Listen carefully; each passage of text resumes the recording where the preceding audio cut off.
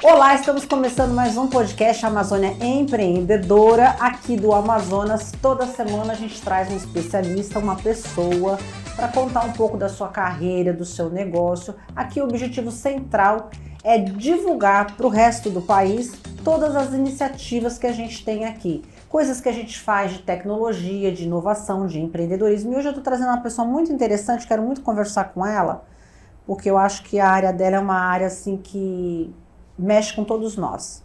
É a Hélida Tavares Monteiro, ela que é palestrante, treinadora comportamental e empreendedora, graduada em comunicação social e tem aí uma carreira de mais de 20 anos. Eu não vou ficar aqui falando todo o currículo dela, porque ela é uma pessoa muito bem capacitada. Seja muito bem-vinda, Hélida. Obrigada pela sua presença. Muito obrigada. Eu sei que você tem uma agenda bem puxada, então eu agradeço muito de você ter vindo aqui hoje para compartilhar um pouco do seu conhecimento, para a gente falar um pouco de comportamento humano, que é o universo, né? É o universo, né? E o universo, eu acho que hoje é a virada de chave de qualquer pessoa, é comportamento. Então, e eu vou começar exatamente nesse ponto, né? Transformação digital, mudanças tecnológicas quase que diárias, né? Você vai dormir um dia, no outro dia o mundo acorda completamente diferente daquele que você foi dormir. E como que as pessoas podem, quais são as principais habilidades para as pessoas hoje em dia no mercado de trabalho super dinâmico? O que elas precisam ter? Quais são as habilidades mais importantes para enfrentar esse mercado de trabalho? Olha, hoje se fala muito, né, de habilidades técnicas. A nossa geração, ela vem de habilidade técnica, ou seja, precisava ser muito bom dominar tecnicamente ali. E nós não viemos de uma geração em que era cobrado a questão comportamental. Mas, principalmente depois da pandemia, ficou muito mais claro de que as pessoas precisam de muitos ajustes no comportamento. E hoje, qualquer pessoa que quiser ter sucesso em qualquer empresa, ela precisa estar pareado os dois. Eu até acho, na verdade, que o comportamento fala muito mais alto do que o técnico.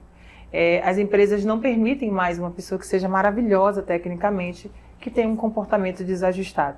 Tem uma frase muito comum do RH, né? Que tecnicamente a pessoa é contratada e ela é demitida pelo comportamento, e é real. E você sabe o que você me fez lembrar?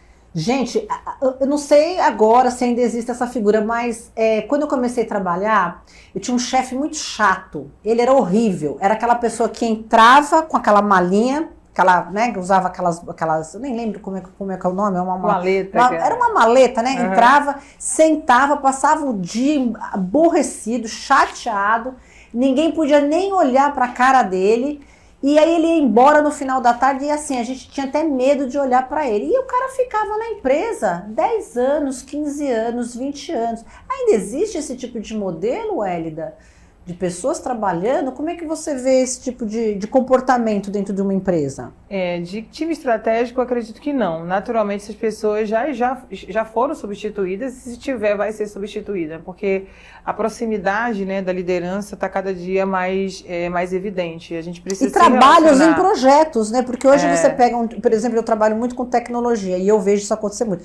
Pega um desenvolvedor tal, aí você pega uma pessoa de design tal e você monta um projeto de trabalho. Então, quer dizer, se você não tiver condições comportamentais de lidar, de se relacionar com diferentes tipos de pessoas em diferentes projetos, eu acho que fica bem difícil você ter um lugar aí no mercado de trabalho. Não avança, né? E hoje em dia, pensa assim, a pessoa vai contratar a Cristina. A Cristina é maravilhosa, mas tem muito problema de comportamento, ou seja, a outra pessoa que vai contratar, ela já descarta naturalmente. E quando a gente fala de comportamento, está muito ligado à nossa comunicação, à nossa proatividade, à questão de conflitos, né? Tem uma regra, se é para evitar um conflito, estou dentro. Nós temos que evitar conflitos, porque o ambiente de trabalho por si só já é, sim, estressante e faz parte. Estresse, ele não pode ser visto só como algo ruim, não. O estresse libera adrenalina e o cortisol faz a gente ficar mais elétrico. A gente precisa enxergar o estresse. Tem essa injeção de vez em quando. Essa injeção de vez em quando. Mas nós precisamos, sim, trabalhar para ambientes mais saudáveis, para que a gente possa querer voltar no dia seguinte. E hoje em dia, principalmente com a chegada da geração Z, que a geração Z não visa mais dinheiro, ao contrário da nossa geração, que a gente ficava ali trabalhando, o trabalho podia ser ruim, podia ser escravo, entre aspas, né? A gente estava lá no emprego porque nosso foco era dinheiro. A geração Z não é dinheiro, é satisfação. Então, por exemplo, lá no nosso escritório a gente deve ter uns 10, 20 exemplares da geração Z maravilhosos, criativos, E a gente sabe que a gente precisa usar outras estratégias de mobilização e de motivação pessoal com eles. E a gente consegue. A gente consegue que, tem uma pauta, uma reunião às 6h30 da manhã. Quem quer ir? Eu. A gente vê que a gente está no caminho certo. A gente recompensa, paga o que tiver que pagar, dá folga e tudo mais. Então, o jeito de se relacionar com a nova geração precisa ser diferente. E a gente está falando da geração Z, que está no mercado de trabalho, mas está iniciando. Mas daqui a 10 anos são somente eles que estarão no topo do mercado de trabalho. Então, a gente já tem que começar a ajustar desde agora. E também as pessoas cansadas emocionalmente, eu acho que depois da pandemia também ficou mais evidente o valor à vida, ou seja, o valor do meu tempo. As pessoas, inclusive de outras gerações, né, os 40 a mais, por exemplo, nós também não estamos mais ficando em projetos só pelo dinheiro. A gente quer mais tempo de qualidade, a gente quer um ambiente legal. Então, por isso que a gente fala muito da questão do comportamento. Tecnicamente, eu tenho que dominar. Na minha área de atuação, tem que ser o melhor. E uma das bases, quando eu falo de comportamento, é buscar conhecimento. Ou seja, é um profissional que está todo o tempo buscando ser um profissional melhor para ele, não é para a empresa. Quando eu entendo que o meu conhecimento é para mim, é para me preparar para a próxima etapa, a etapa que eu quiser. E para a vida também, né? Porque muito que a gente aprende no ambiente de trabalho, a gente leva para a nossa vida pessoal, né? Planejamento, organização, os próprios relacionamentos que a gente, muitas vezes, a gente tem que ter no trabalho, às vezes não são os melhores relacionamentos, mas você tem que aprender a lidar com relacionamentos e comportamentos diferentes, você também leva para a sua vida. Então, assim, é espelhar, acho que o que a gente aprende no mercado de trabalho para a nossa vida sempre no dia a dia. Cristina, a gente leva para a vida. Eu costumo dizer em palestras que eu sou fruto da cultura da mineração Rio do Norte, da Vale do Rio Doce, de Trombetes, que meu pai trabalhou lá. E eu até começo alguns treinamentos falando isso, porque a gente precisa o quê? Convencer que eles abracem os treinamentos. Então eu falo, gente, eu sou fruto da cultura da Vale do Rio Doce, de Porto Trombetas. Porque meu pai, ele mal tinha o ensino médio. Meu pai ali terminou ali no projeto social da própria mineração. E criou a gente fazendo reunião de resultado todo mês, todo fim de ano reunião. Olha, ele trazia do serviço que eu estava acostumado lá. E uma vez eu perguntei para ele, falei, pai, como é que o senhor conseguia ter essa dinâmica com a gente, né? Passar ética, equilíbrio, honestidade, fazer com que a gente quisesse ter sucesso na nossa carreira, ganhar dinheiro, ter uma carreira. E ele falou, Hélida, tudo que a mineração aplicava comigo, eu aplicava em casa com vocês. Então, nós somos assim, nosso trabalho leva quase 8 horas, 10 horas em trabalho, então nós vamos sim levar para as nossas vidas. Eu falei para ele, por isso que o senhor encheu o nosso saco quando teve o 5S, né? Meu Deus do céu, o 5S em casa era terrível. Bando de criança, adolescente ali nos 5S, mas é isso. Então, o que a gente aprende no trabalho, os valores, inclusive, bons ou ruins, nós levamos para nossa casa. E quem é pai e mãe tem uma responsabilidade dobrada. Porque o filho está espelhando tudo que você faz. Isso mesmo. E conflito de gerações, Hélida? Como é que você vê isso no ambiente de trabalho, né? A gente tem aquela coisa que depois de 50 anos, não rende tanto, não trabalha. Infelizmente, quando a pessoa está no melhor da vida dela, que eu acredito que é o momento que ela já aprendeu, tecnicamente e também mentalmente, emocionalmente, está mais equilibrada, né? Já passou por muita coisa na vida.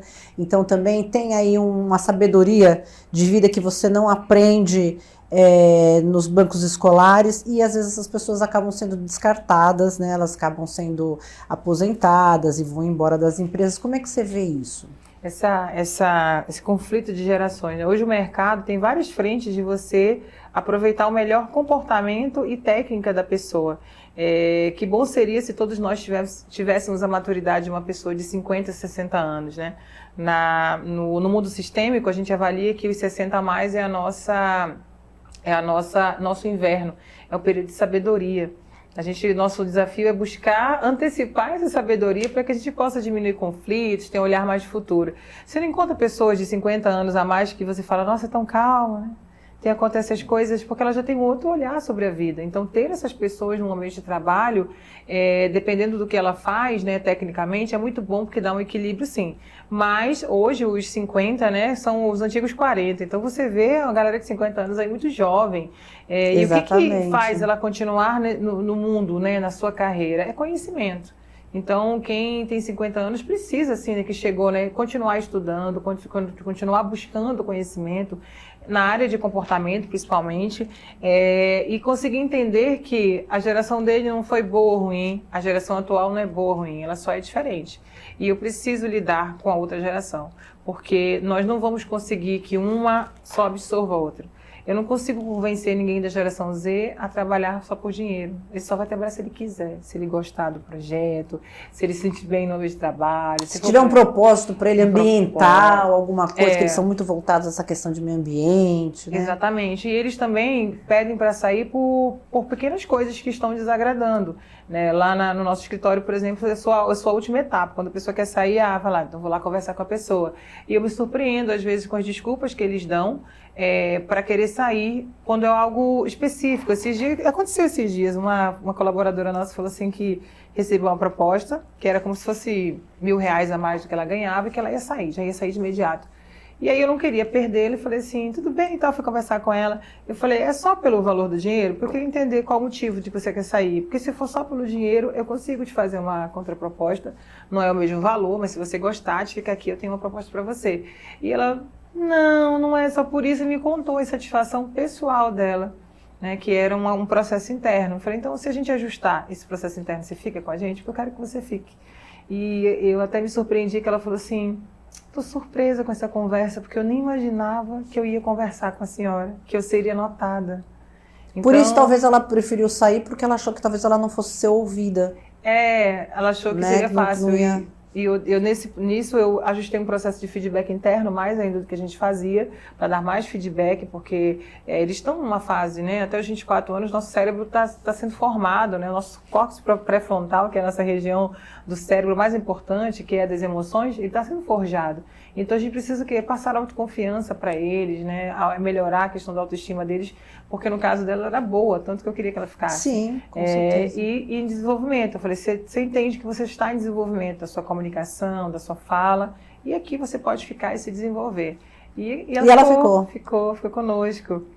E você acha que realmente essa questão pessoal dela ali naquele ambiente melhorou? Melhorou, nós resolvemos, ajustamos o que precisava ajustar. Isso é bom também, porque vocês também aprendem, né? A gente aprende, sempre, hoje, né, eu acho que no mundo que a gente vive, qualquer crítica, ela precisa ser avaliada. Crítica é uma coisa que eu acho que dá um amargozinho na boca. Qualquer pessoa que recebe uma crítica, sinta um amargo da boca. O primeiro, né, o tchum, assim, você...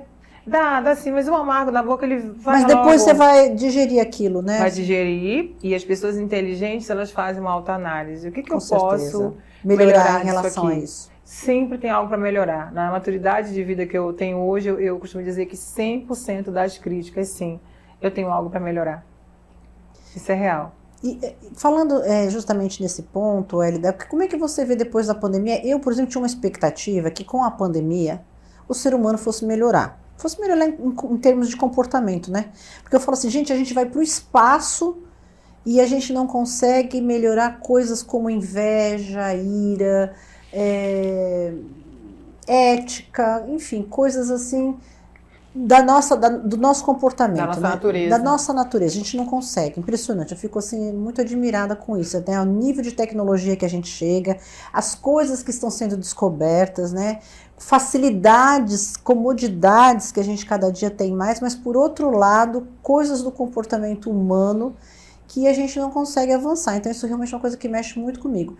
Como é que você vê depois da pandemia, quando eu tinha essa expectativa, não, agora a gente vai aprender a lidar em sociedade, porque a gente vê que se a gente sair de casa, você vai passar doença para o outro. Então, a gente não está mais sozinho, né? Você vai começar a pensar mais numa vida harmoniosa. E eu não sei, eu tenho visto assim, cada dia que passa, eu tenho 58 anos, e assim, tem dia que eu falo, gente, eu não acredito que eu vivi para ver isso. Já desisti dessa geração, assim, né? Gente, não é possível que nós estamos no século XXI, com tudo isso acontecendo, e a gente vê comportamento, coisas que acontecem, assim, que eu fico, assim, indignada, sabe? De como que o ser humano... Não sei se foi a própria pandemia que deixou o cara maluco, ou o que é. Como é que você vê isso, o comportamento? Porque eu tenho visto casos, coisas acontecendo que são muito fora da caixa. Olha, depois da pandemia, na verdade, é o contrário mesmo que você está falando. A gente se abriu, nossas vulnerabilidades se abriram. Quem perdeu pessoas, e aí lida com o luto, alguns até hoje. E eu não perdi pessoas, mas ver o terror na TV, ver meus amigos perdendo familiares, isso mexeu muito com a gente. Abriu as nossas vulnerabilidades emocionais. Então, posso dizer que depois da pandemia, e o Ministério da Saúde comprova isso, a gente está mais bugado. As pessoas estão com mais ansiedade, mais depressão, transtorno do pânico, e elas nem todas buscam ajuda, né? Que precisa ser buscado. Então, nós estamos mais emocionais, e o ser humano, quando ele é emocional, é terrível, porque a gente erra tudo, né? Na fala, a gente erra no comportamento. Nós damos treinamentos de comunicação para líderes, nós hoje incluímos o ChatGPT para a gestão de conflitos. Então, se você quiser falar algo para alguém cheio de adjetivos, emocionado, use o ChatGPT, porque o ChatGPT ele é zero emoção. Ele vai te dar uma fala linda, coerente, com os termos corretos, e você vai poder dar um feedback ou um retorno para alguém com zero emoção. Então, o perigo está aí, pessoas com emoções não curadas. E quando eu te falei assim, que abriu processos de vulnerabilidade, né, tudo que nós somos, isso que você falou sobre a ética, o ser humano não se torna antiético de dia para a noite. A ética, a questão de valor, ela está enraizada na nossa primeira e segunda infância. Então, é na base familiar. Então, a base familiar é que nós somos, Napoleão Rios fala algo, que nós somos a construção do que nós aprendemos em casa, na nossa família, na igreja e na escola. Então, nós vemos aí, por exemplo, agora de uma geração, acho que nos últimos 30 anos, a geração de divórcio, de lares não funcionais, filhos criados separados dos pais, da mãe. Então, a gente vê muitos problemas, lapsos de comportamento que vão surgir ainda mais. Porque no mundo ideal, nós temos o pai e mãe. O pai, ele é a firmeza, a cobrança, e a mãe é o amor. Então, eu sou mãe da Helena há 1 ano, então eu estou vivendo a paixão da maternidade, da minha bebezinha, né? Mãe é colo, atenção. Quando os dois estão juntos, né, que é o pai, que é a cobrança firme, não faz, o pai lá cobra, a mãe, aí a criança, né, chora, aí a mãe vai lá e acolhe. Então, assim, o mundo, né, Deus criou a família no sentido para ser perfeito, para ser esse laço perfeito. Equilíbrio, né? Equilíbrio. Como a gente tem uma geração que é disfuncional, né, isso reflete também dessa forma. Reflete no comportamento. Então, a gente vê a primeira e segunda infância que não foi da melhor forma como deveria, e isso aí vai aparecendo na vida adulta, né? A questão ética. Como é que eu consigo convencer? Você não acha também, Hélida, te interrompendo um minutinho, que essa questão também de rede social, de cada um falar o que quer, tem um lado super positivo, porque é acesso, né? Todo mundo é igual. Né? As redes sociais, elas têm esse lado que eu acho extremamente positivo, a gente que é da comunicação, isso é fantástico, né? A pessoa poder falar o que ela pensa, ter o espaço dela, né? Grupos de discussões super interessantes sobre trabalho, sobre questões comportamentais, sobre família, doenças, né? Eu acho que é uma coisa que ajuda muito e tal. Mas também, por outro lado, assim, a pessoa fala o que quer, não mede consequência, ela acha que ela pode tudo, não tem limite. Eu acho que a palavra-chave aqui é a falta de limite. Aí sai batendo nas pessoas na rua, não sabe se comportar num lugar. Então, você não acha que também tem essa questão que você falou, porque é lá na primeira, na segunda infância, que a gente, né, aprende com o comportamento interno. Mas também não tem assim um pouco do ambiente que nós estamos vivendo e que proporciona essa questão de, eu faço o que eu quero, não se mede consequências. Sim, você sabe que hoje nós contratamos, antes de contratar qualquer pessoa, nós olhamos a rede social, claro, né, da pessoa. Porque é muito difícil uma pessoa que tem uma rede social que fala mal de todo mundo, que briga com todo mundo, que critica todo mundo, que está lhe dando opiniões vazias, sem embasamento, ela com certeza vai ser assim em qualquer ambiente de trabalho. Então, não é uma pessoa que a gente contrata. Então, a gente hoje olha as redes sociais. A rede social realmente ela deu voz a muita gente que não tem embasamento nenhum, que está ali só para opinar, dar a sua opinião. E isso é muito triste, porque isso acaba o quê? Desrespeitando as pessoas, criando fake news, inverdades, destruindo, sabe? Desconstruindo a imagem de pessoas, né? Fazendo aquele lixamento ali digital. E a internet, ela precisa sim não ser controlada, mas as pessoas não podem achar que elas podem falar o que quiser de qualquer pessoa na rede social e que elas estarão imunes à punição. Então, aí você vê uma guerra jurídica, né, de vários advogados conseguindo tirar comentários, perfis. Isso aí eu não vejo, e eu sou jornalista por formação, eu não vejo isso como censura, mas é que precisa ter o equilíbrio. Você só sabe a dor do que é ser atacado, sofrer um lixamento digital, quando você sofrer ou quando alguém da sua família sofrer. E outra coisa, não é só linchamento virtual. Já teve o linchamento virtual que foi pro físico. Porque já teve Sim. pessoas que morreram, que foram, né? Porque houve um mal entendido, teve um erro de julgamento, a população se enfureceu, foi lá e matou uma pessoa. Sim. Quer dizer, olha o nível de gravidade. Porque hoje é um mundo confuso, as pessoas elas não conseguem mais separar, né? Dissociar o que eu vejo no meu mundo virtual e do real. Então as pessoas vivem sim nessa confusão e as pessoas elas externalizam o melhor e o pior delas no ambiente digital. Então, se eu estou ali no ambiente digital para conhecimento, para carreira, para divulgar o meu negócio, para divulgar o meu propósito de vida, eu sou assim fora dali também. Mas se eu estou ali também com outra finalidade, fora dali também eu vou demonstrar a mesma coisa.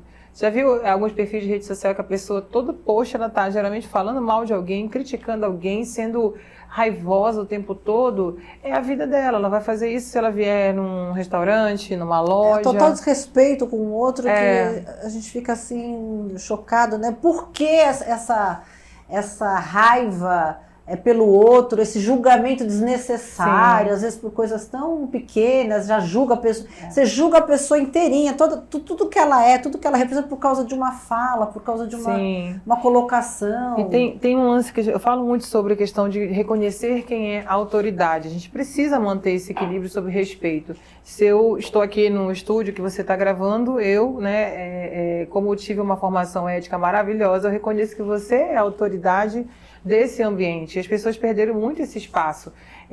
Isso aí precisa ser ensinado para os nossos filhos, né, que estão crescendo, e quem não aprendeu na infância vai ter que aprender na vida adulta na marra. Se eu estou num consultório médico, o médico é a autoridade. Se eu entro no ônibus, a autoridade é o motorista. Então a sociedade perdeu um pouco disso. Aí você vê, às vezes, batendo boca com pessoas que estão ali. Então é um pouco disso, de perder a noção do respeito por quem merece respeito naquilo lá, né? Naquele ambiente. A gente fala de liderança situacional. Quem é o líder daquele ambiente? Naquele momento. Naquele momento.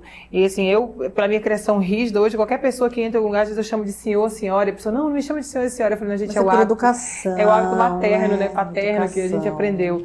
E isso é a responsabilidade agora do nós que estamos educando as crianças e os meninos e meninas do futuro. A gente tem uma responsabilidade muito grande. É isso que a gente pode fazer, né? É isso que a gente pode fazer, é a hora da gente fazer com eles, né? Isso. E no mercado de trabalho, as pessoas que são muito problemáticas, que dão muito trabalho da hierarquia, elas se manifestam muito rápido. Eu te diria que em menos de uma semana, uma pessoa que tem dificuldade de respeitar a hierarquia, ela se manifesta ali pro coordenador, pro líder dela.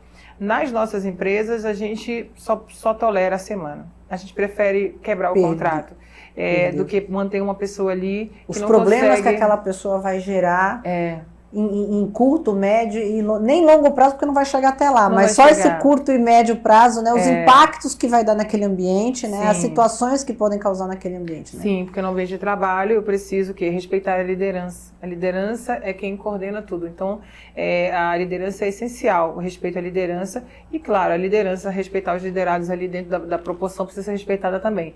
Mas quando você vê uma pessoa que não consegue respeitar o supervisor, o gerente, o coordenador, é alguém que tem problema com a hierarquia. Então, a gente costuma dizer que a gente prefere devolver para casa, para os pais, para aprender sobre a hierarquia, ou uma empresa que aceita isso, que hoje é muito difícil, porque se existe uma bagunça interna quando isso está muito desnivelado. E as pessoas, elas são na empresa, ali, o ambiente, elas não conseguem fingir por muito tempo, Cristina. Elas manifestam ali os comportamentos ruins na primeira semana. Na segunda, talvez, num mês, você já conhece se aquela pessoa realmente tem o comportamento adequado dentro da sua cultura, daquilo que você quer.